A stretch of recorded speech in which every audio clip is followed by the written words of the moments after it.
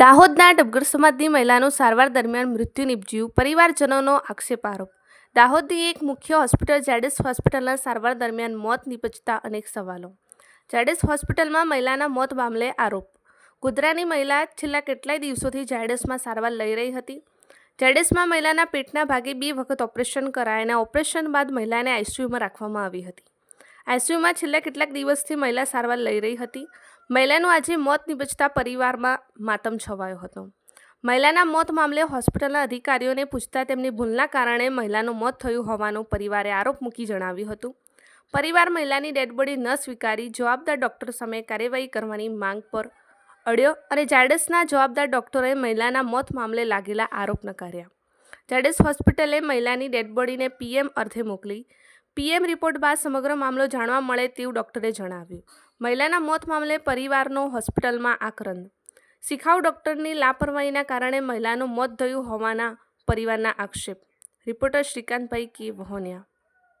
નયનાબેન નામે નયનાબેન વિનોદભાઈ ડબગર, એમને પાણીની ગાંઠનું ઓપરેશન કરાવવા માટે અમે ઝાયડસમાં લાયા. એમને 16 તારીખનું એમના ઓપરેશન થયું ને પછી એમને એકદમ પેટમાં તકલીફ થવા માંડી, તો પેટ ફૂલવા માંડ્યું. તો અમે એમ કીધું કે આ પેટ કેમ ફૂલે છે, ઓપરેશન કરાયા પછી પેટ તો ના ફૂલવું જોઈએ ને.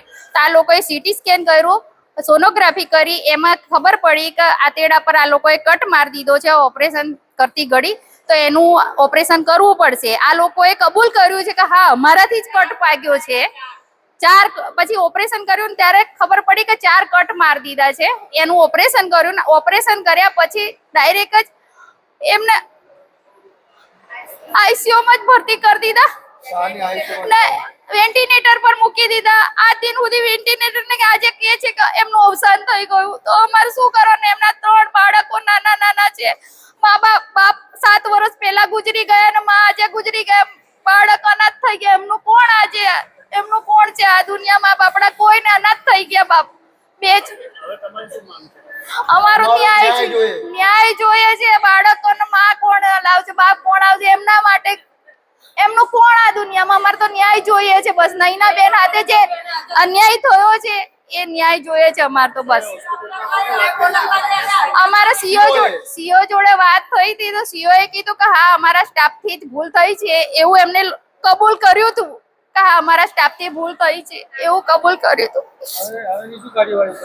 બસ હવે આગળ એની કાર્યવાહી ફરિયાદ કરવાની. કોણે ઓપરેશન કર્યું ને કોણે આ હાલત ઉપર લાવી દીધા?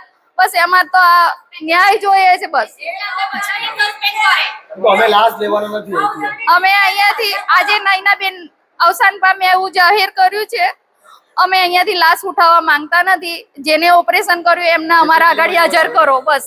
અમારે ન્યાય જોઈએ છે. આજે છોકરા અનાથ થઈ ગયા. આ અનાથ બાળકોનું શું ઝાયડસ વાળા પૂરું કરશે?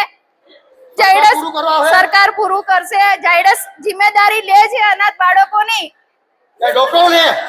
આ છોકરાઓનું કોણ? આજે 2 છોકરીઓ ને 1 છોકરો નાનો છે. હજી તો એ છોકરો ભણે છે. આયુષભાઈ નાનો છે. અમારું ભાવનાબેન હું એમની ભાભી થાઉં છું. दर्दी नैनाबेन दगबार, उम्र 46 वर्ष, 10 तारीख को जो है वो हमारे हॉस्पिटल में एडमिट हुई और 16 तारीख को उनका जो है ऑपरेशन किया जाना था और ऑपरेशन हुआ.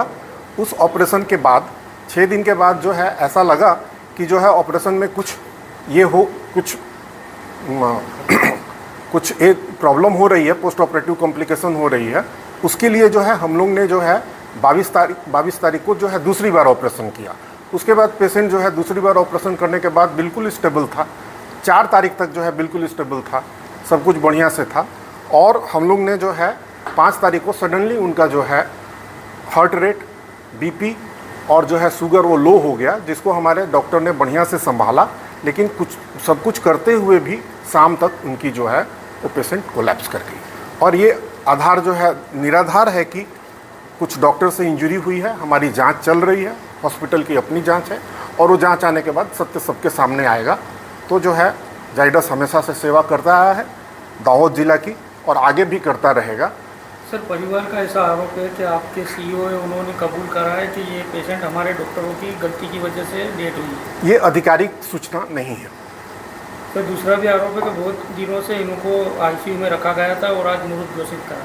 नहीं, इनको हर स्टेज पर पूरी जानकारी दी जा रही थी कि पेशेंट का कंडीशन कहाँ है। डेट 1 से जो है जैसी भी स्थिति रही है उनको रेगुलर बेसिस पे जो है उनको पेशेंट के परिस्थिति के बारे में बताया जा रहा था, जो हमारे जाइडस हॉस्पिटल का नियम है। क्या नाम आपका? डॉक्टर विजय कुमार सिंह, मैं यहाँ का जो है सर्जन और medical superintendent, chief medical superintendent.